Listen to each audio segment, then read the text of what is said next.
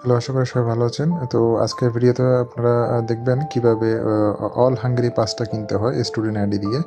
তো এর জন্য প্রথমে আপনাদের যেগুলো টিকিট মেশিন আছে সেখানে যেতে হবে। ল্যাঙ্গুয়েজটা চেঞ্জ করবেন।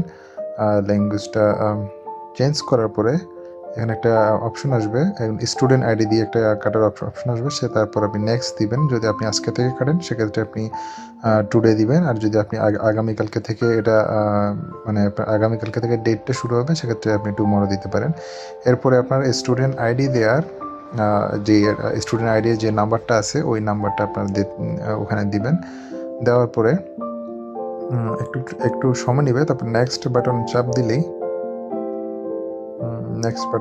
আপনাকে পেমেন্টের অপশন আসবে। আপনি চাইলে ক্যাশও দিতে পারেন, আর আপনি চাইলে কার্ড দিয়েও পেমেন্ট করতে পারেন। যদি ক্যাশে দিতে চান সেক্ষেত্রে পাশে একটা আপনার ক্যাশ নেওয়ার একটা জায়গা আছে, সেখানে ক্যাশটা দিলে আপনাকে টিকিট এবং যদি ভাঙতি টাকা থাকে, যদি পয়সা কয়েন থাকে, কয়েনগুলো আপনাকে নিচে দিয়ে দেবে টিকিটের সাথে। আর আপনার যদি কোনো নোট থাকে সেক্ষেত্রে নোটগুলো যেখান থেকে নোট দিয়েছেন ওদিক দিয়ে বের হয়ে যাবে।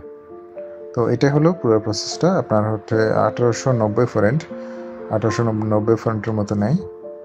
এখানে দেখতে পাচ্ছেন ক্যাশটা বের হয়ে গেছে। তো এটাই হলো সম্পূর্ণ প্রসেসটা।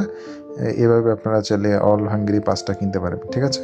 তো ভিডিওটা যদি ভালো লাগে থাকে সেক্ষেত্রে লাইক, কমেন্ট, সাবস্ক্রাইব করতে ভুলবেন না। ধন্যবাদ।